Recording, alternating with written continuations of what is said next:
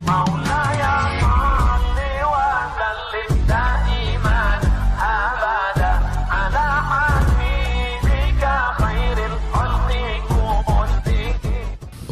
seorang istri minta kepada suaminya imam sholat, tapi suami tak mau.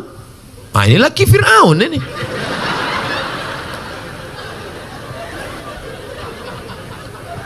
Istri itu tidak meminta, tapi suami yang membangun.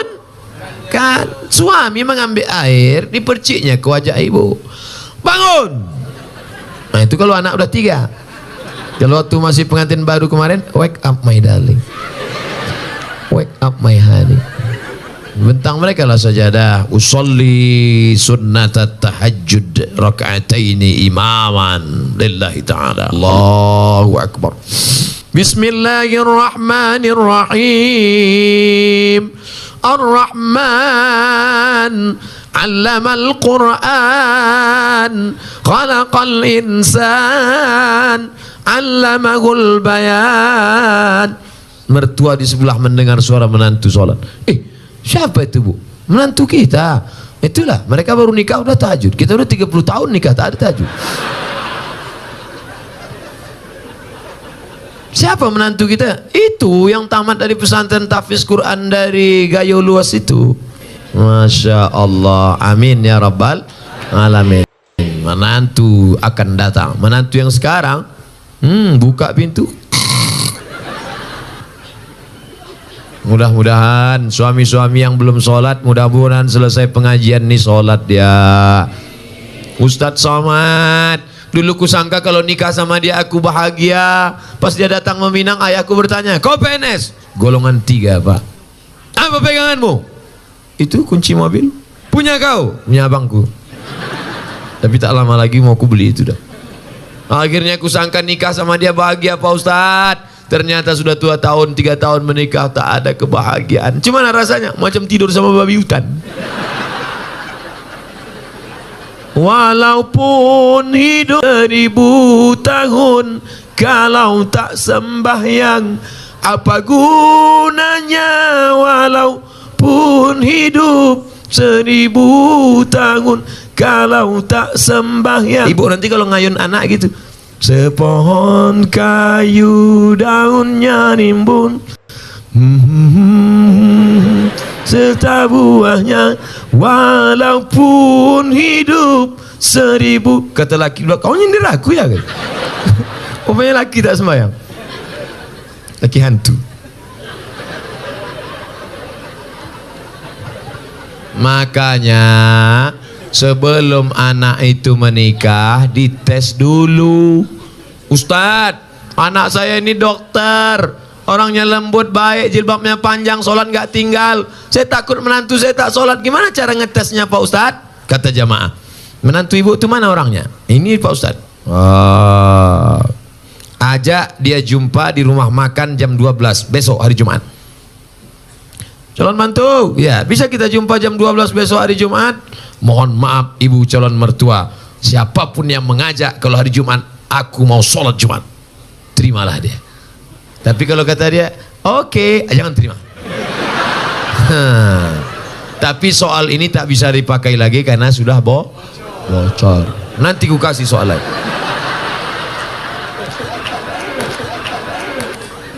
Orang dulu kalau mencari calon menantu, besok Pak, saya mau minang anak Bapak. Besok kau datang ke rumah saya maghrib. Kenapa disuruh maghrib? Karena mau dibawa ke surau, disuruh azan. Allahu Akbar, Allahu Akbar. Mantap azannya. Samsung, HP. Dulu calon menantu dites azan. Setelah lulus azan, bapak tu pun pura-pura batuk. Bapak tak bisa maju jadi imam nih, tadi minum es 3 drum. Kalau kau maju jadi imam, dia pun maju dah. Ghairil maghdubi alaihim waladdallin. Amin.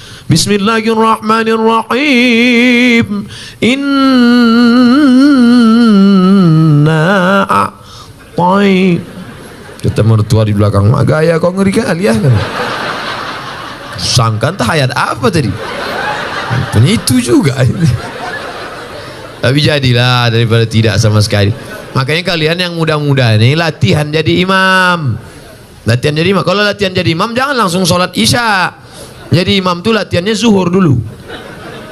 Zuhur tuh modalnya takbir aja. Allahu Akbar.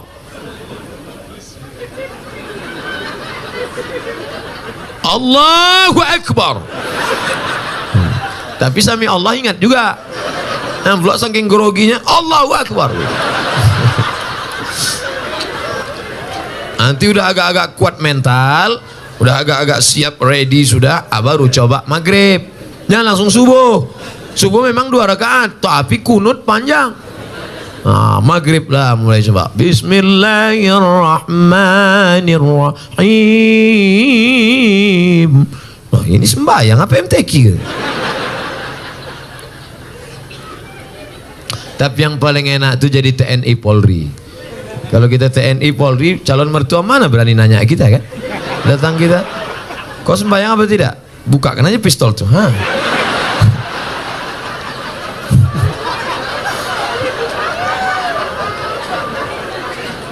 Akad nikahnya pun, aku nikahkan engkau dengan anakku dengan mahar sebentuk cincin emas tunai. Siapa? Seorang ibu hamil duluan, baru menikah. Bagaimana status anak tersebut? Perempuan yang hamil duluan, baik sebulan, 2 bulan, 3 bulan, 4 bulan, 5 bulan, 6 bulan, 7 bulan, dinikahkan, nikahnya sah. Nikahnya sah. Buka nama kitabnya Al-Fiqhul Islami wa Adillatuh. Nama penulisnya Syekh Wahba Az-Zuhaili dari Suriah, Damaskus. Dekan Fakultas Syariah Universitas Damaskus. Jadi Pak Kua tak perlu nanya, ini berapa bulan? Itu bukan pertanyaan Pak Kua, itu pertanyaan dokter. Nikahkan saja. Aku nikah. Dari bunyi tangan calon mertua itu bisa kau tebak itu sudah hamil duluan apa tidak. Kalau yang belum hamil itu lembut dia. Hai menantuku. Itu belum hamil tuh. Tapi kalau hei menantu, aku nikahkan dengan tunai. Usah aku kesini lagi. Aku pijakkan aja muncung kau gitu. Nah itu udah hamil tuh. Nah kalau sudah hamil dia, nikahnya sah. Nanti anak lahir tak usah diulang lagi, sah. Yang jadi masalah anak nanti lahir tidak boleh pakai bin bapaknya.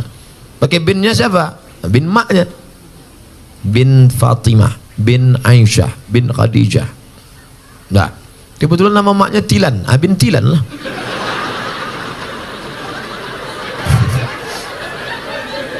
Dua, kebetulan anak ini lahir laki-laki. Anak yang dalam kandungan tadi lahir, anaknya laki-laki. Lahir adiknya sudah itu perempuan. Adiknya perempuan. Mati ayahnya. Ustaz janganlah kasar kali mati ayahnya. Adiknya jadi perempuan. Nanti kalau mau menikah, si abang tadi tak bisa jadi wali. Karena hubungan mereka saudara seibu tak bisa jadi wali. Tiga, bapak meninggal. Si ayah meninggal, si anak tak dapat harta warisan karena tak ada hubungan nasab. 4. Kebetulan anak pertama tadi anak gadis, cantik. Dipinang anak lajang. Pas nikah nanti si bapak tak bisa jadi wali. Walinya wali hakim Pak Kua. Banyak sekarang yang ngotot, saya walinya. Oh tak bisa mas bro. Apa salah saya? Saya kan bapaknya. Tengok wajahnya kan mirip tak bisa. DNA tak laku. Salah saya apa? Kau mencoblos sebelum hari H. Tak bisa. Maka jaga anak gadis kita. Makanya kalau datang anak lajang, besok hari Jumat, habis hari Jumat hari Sabtu, hari Sabtu malam Ahad anak lajang datang bawa motor. Pak, saya bawa anak gadisnya sebentar ya. Jangan, Ustaz Somad sudah ceramah, aku tak ingin anak ini makan. Sekarang banyak orang tua lebih mau makan di daun daripada makan di pinggan. Sekali tidak, jangan keluar. Melangkah kau dari rumah ini selangkah, tak kuakui kau anak dunia akhirat. Masuk dalam. Sebentar aja Pak. Tidak. Nanti kami belikan bapak mie ayam. Apa lah?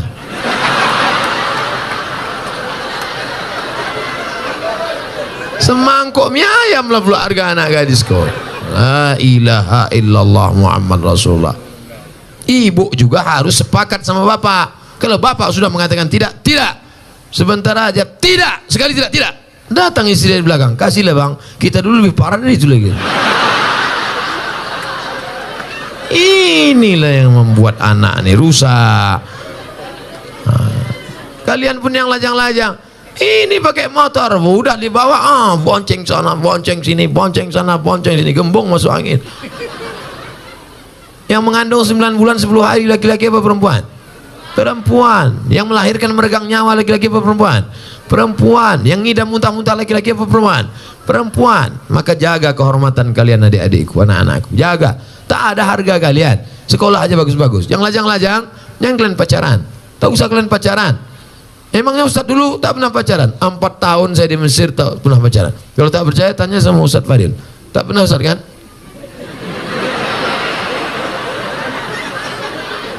Demi Allah, 4 tahun saya di Mesir, 99, 2000, 2001, 2002 tak pernah pacaran. Kenapa? Tak dapat.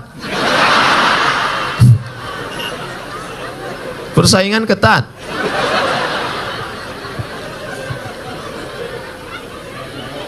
Assalamualaikum. Tapi setelah pulang, selesai saya S1 Mesir, saya lanjutkan S2 Maroko. Habis itu saya pulang 2008 saya pulang, lulus PNS, mengajar, ustadz. Coba tengok komen-komen. Nih lajang-lajang yang asik pacaran.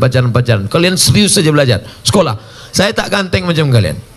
Hitam, pesek, kurus, kering, hitam.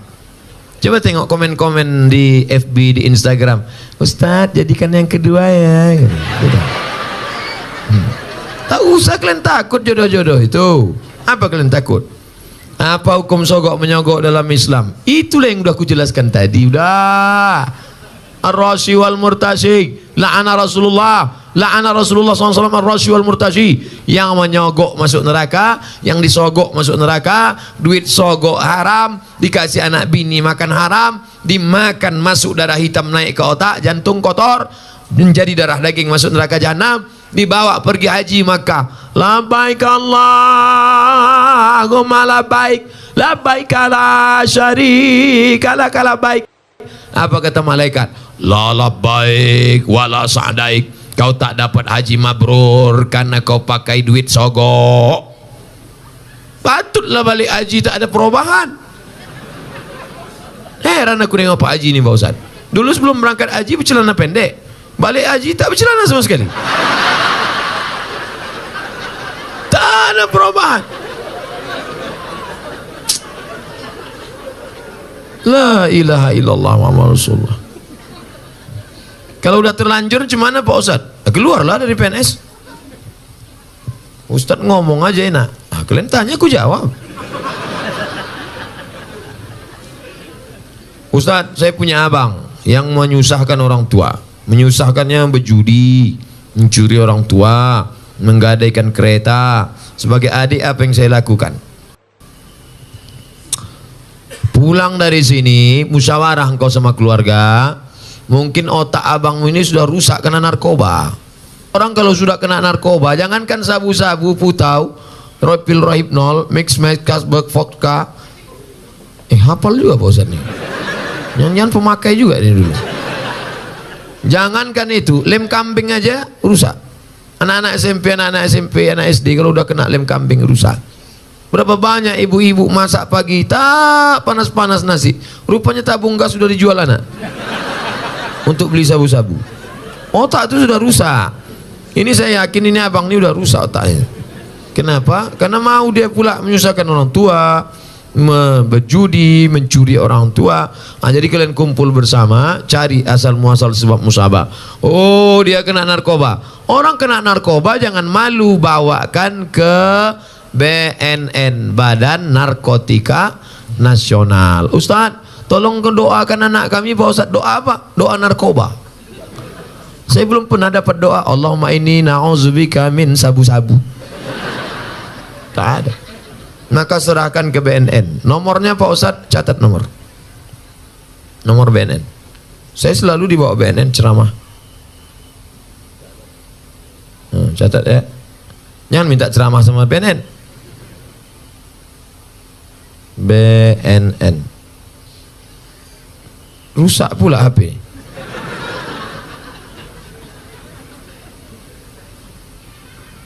BNN.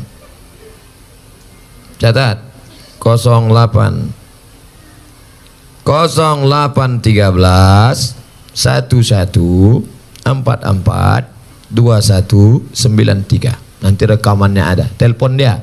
Nah, nanti anak bapak tuh, adik abang tuh ditangkapnya. Tangkapnya bos. Banyak yang berterima kasih. Gimana keadaannya sekarang? Alhamdulillah Pak Ustadz. Gimana? Udah ditangkap. Setelah ditangkap diobati dia. Diobati, rehabilitasi, balik dia sehat, bisa lagi sehat dengan kita, bisa bersosialisasi dengan masyarakat. Ini saudara kita, saudara kita. Tapi ada juga yang tidak kena narkoba, dibawa ruqyah, bawa ke tengku-tengku, ke alim ulama, tuan-tuan guru kita, ke dayah-dayah, di ruqyah. Mungkin dia diganggu jin setan. Setan. Ustaz, suami saya tak sholat, kemarin di ruqyah tak ada respon apa-apa, berarti tak salah setan. Kadang kasihan juga kita. Kadang-kadang setan ini sikit-sikit setan salah. Sikit-sikit setan salah. Laki tak sembahyang setan salah. Laki selingkuh setan salah. Kata setan, aku tak ada, goda dia aja gatal kan. Nanti keluar namanya KPS, Komisi Perlindungan Setan. Saking banyaknya setan disalah-salahkan. Ada bencong LGBT, waktu dibacakan ruqyah keluar jinnya, habis itu sehat deh. Itu yang meruqyah namanya Ustadz Saifullah, Ketua Arsy, Asosiasi Ruqyah Syariah Indonesia. Ketuanya Ustadz Junaidi. Setiap provinsi ada di ruqyah. Nah, jadi rupanya ada juga jin itu yang bencong. Masuk dia, begitu masuk melambai dia. Begitu keluar jin itu sehat. Tapi saya tak bisa ruqyah. Jadi ruqyah ini ada ustadz-ustadznya. Kadang kita ini ayatnya hafal, pas kita baca jin itu tak mau keluar. Allahu la ilaha illa huwal hayyul qayyum la ta'khudhuhu sinatun wa la naum. Hai jin, keluar. Tak mau kata dia. Keluar. Tak mau. Keluar. Masa setan ngusir setan gitu. Rupanya perbuatan kita 11-12 sama dia. Pak Ustadz, saya sering memikirkan sesuatu dan tak khusyuk sholat. Bagaimana itu Pak Ustadz? Kata Syekh Ali Tontawi, menjaga khusyuk sholat itu syaratnya 5. Yang pertama, waktu wudhu jangan bercakap. Hidupkan keran air, basuh tangan, hakikatnya keluar dosa dari tangan. Kumur-kumur, keluar dosa dari mulut. Basuh muka, keluar dosa dari kelopak mata. Basuh tangan, keluar dosa dari tangan. Basuh kepala, keluar dosa dari lubang telinga. Basuh kaki, keluar dosa dari kaki. Nah, gitu. Jadi jangan bercakap. Ini sekarang banyak orang sedang berwudu bercakap. Nah, itulah, kan aku bilang kemudian jangan tanam. Ini sawitnya sekarang memang jatuh harganya. Gimana lah, aku bilang lah. Maka tanam karet aja, kau tak peduli juga kan? Nah, dia itulah sekarang. Nah, itu jadi bercampur sama dunia. Makanya waktu berwudu itu jangan cerita dunia. Dah, habis berwudu, dari tempat wudu ke tempat sholat tak boleh tasbih. Tasbih itu menjalin jari jemari, keretak. Tak boleh. Maka jangan tasbih, tak boleh tasbih. Tasbih, subhanallah. Gimana kabarnya anak Syanur yang katanya hamil? Subhanallah.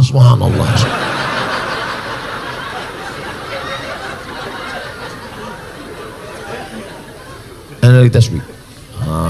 Dah. Yang ketiga, menyambut azan. Allahu Akbar, Allahu Akbar, Allahu Akbar, Allahu Akbar. Hayya 'alas shalah. La haula wala quwwata illa billah. Nah, jadi jangan ngobrol sedang azan. Nah, jadi kalau ada yang ngajak kita ngobrol waktu sedang azan, kabarnya saya jadi acara la haula wala quwwata illa billah.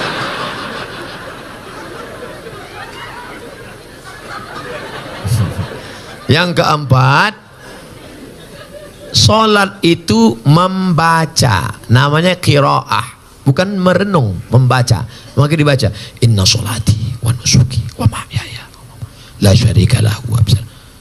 Ya khabab, ya. Nabi itu kalau sholat mulutnya bergerak apa tidak? Nabi kalau sholat mulutnya bergerak. Dari mana kau tahu mulut Nabi bergerak? Bittirabih liyati, ku tengok jenggotnya bergoyang. Kenapa jenggotnya bergoyang? Karena dagunya bergoyang. Bismillah.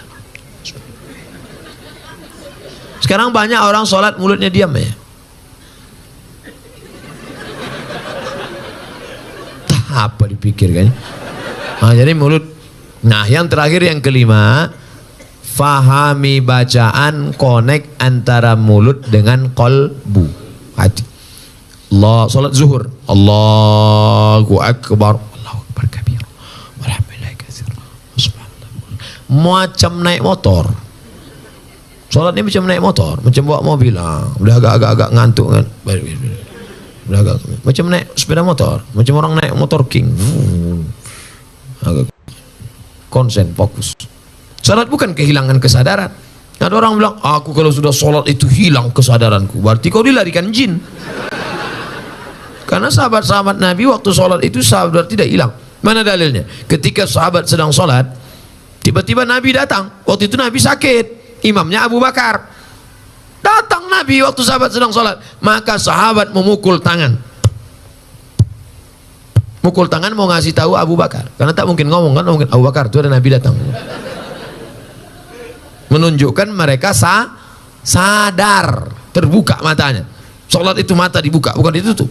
Buka. Dari mana dalil salat buka mata? Uqtulul aswadaini fi shalah, bunuhlah dua yang hitam waktu kau sedang salat. Waktu sedang salat bunuhlah dua yang hitam. Apa itu? Ular dan kala jengking. Macam mana kita tahu ada ular kala jengking kalau mata tertutup? Tutup, tiba-tiba terdengar suara berbisik. Apa? Rupanya ular anaconda.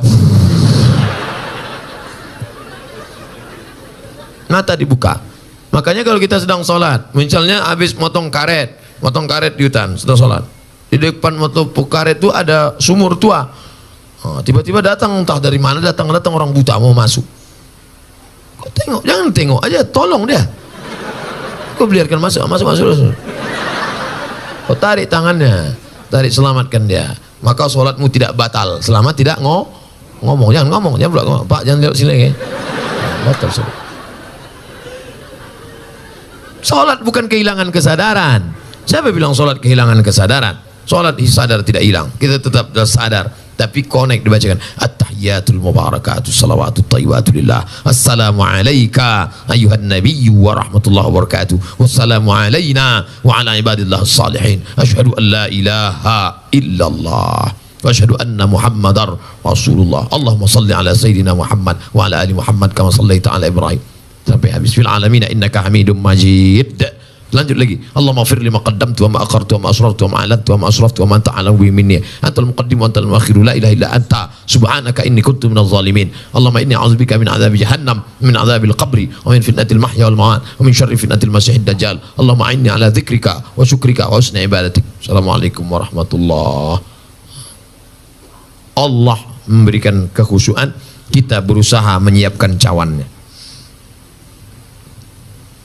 Saya dari Miss XXX. Bagaimana tanggung jawab seorang abang yang paling besar terhadap keluarga setelah bapak meninggal dunia? Tanggung jawab terhadap ibunya. Maka engkau menjadi wali bagi adik-adikmu. Tugas bapak mesti kau mengembannya. Laki-laki, kewajiban kalian kepada perempuan ada 5. Perempuan, hak kalian pada laki-laki ada 5. Pertama, kasih makan. Ibu udah makan? Yang kedua, kasih pakaian. Nampaknya pakaian perempuan-perempuan di gaya luas. Karena di tempat lain banyak perempuan yang tidak dikasih lakinya pakaian. Dikasihlah rok pendek, ditarik ke atas, terbuka bawah. Ada juga yang rok panjang resleting, belum berpasang. Panjang roknya tapi tidak pasang. Masa lewat terbuka nampak. Saya tidak nengok, tertampak. Kewajiban kalian pertama kasih makan. Yang kedua kasih pakaian. Yang ketiga kasih tempat tinggal. Yang keempat kasih pendidikan. Kalian kasih didik adik-adik kalian. Mak tak usah lagi pendidik, tapi mak juga bawa pengajian. Mak jangan dididik. Kalian yang punya ayah sudah meninggal, tinggal mak, jangan mak pula kalian didik. Balik dari sini, mak duduk sini mak. Assalamualaikum warahmatullahi wabarakatuh. Kan begitu. Bawa dia pengajian. Mak, Ini ada pengajian ini, mak ikut nanti ya. Aslinya kalian mendidik istri, tapi karena tak sanggup, bawa dia pengajian. Yang kelima, perhatikan dia. Sekarang banyak perempuan yang kurang perhatian, akhirnya mencari perhatian. Kalau nampak perempuan pakai gelang kaki sampai 2 biji, kalau berjalan kerincing, nah, itu kurang perhatian. Ingin diperhatikan orang. Makai ini sampai macam punuk onta. Kalau sekedar ikat rambut tak apa-apa. Perempuan yang rambutnya agak panjang, diikatnya pakai karet gula, karet minyak goreng, diikat. Lalu agak apa sedikit, tak apa-apa. Karena kalau tidak diikatnya, nanti pas membuka muka disangka lakinya sundel bolong. Sekedar diikat tak apa-apa. Tapi ada orang mencari perhatian sampai tinggi ke atas. Pernah kan ada nengok perempuan tinggi ke atas, dipakai pula tumit 15 cm. Dia yang makai, kita yang takut jatuh. Pas pergi undang, nengok dia lewat, tinggi tumit segini, 3 kali jatuh. Nah, oleh sebab itu maka ini banyak perempuan-perempuan yang kurang perhatian. Banyak pula perempuan ketika di rumah macam hantu, di luar rumah macam artis. Ustaz tahu dari mana? Pernah saya datang ke rumahnya, tak kenal saya. Ini siapa? Rupanya topeng berbuka. Inilah alis mata dicukur. Habis gundul. Macam hutan lindung kena potong. Pak salah pakai spidol whiteboard. Sampai di tempat undangan gulai tadi pedas pula. Kipas mati. Keringat meleleh lah. Makanya kalau mau pakai spidol, yakinkan itu permanen. Ini whiteboard meleleh lah. Panas yang nih. Iya. Orang senyum, awak senyum. Yang disenyumkan orang awak. Balik ke rumah jam 9 malam, listrik mati. Assalamualaikum bang. Abang buka pintu, Allahu la ilaha illallah. Malam Jumat pula. La ta'khudhuhu sinatun wa la nawm, lahu ma fis samawati wa ma fil ardi, man dhal ladzi yashfa'u wa la ya'uduhu hifdzuhuma wa huwal aliyyul azim. Kenapa hantu ni tak pergi? Bini abang. Inilah gara-gara bini tak mengaji. Tapi insyaallah di Gayo Lues tak ada ini, tak ada. Soleh-solehah semua insyaallah. Coba tengok jilbabnya panjang. Jilbab panjang, anak kecil aja berjilbab. Tengok anak kecil, anakku berjilbab, jilbab panjang. Anak kecil yang nampak cuma 2, muka sama tapak tangan. Anak kecil berjilbab.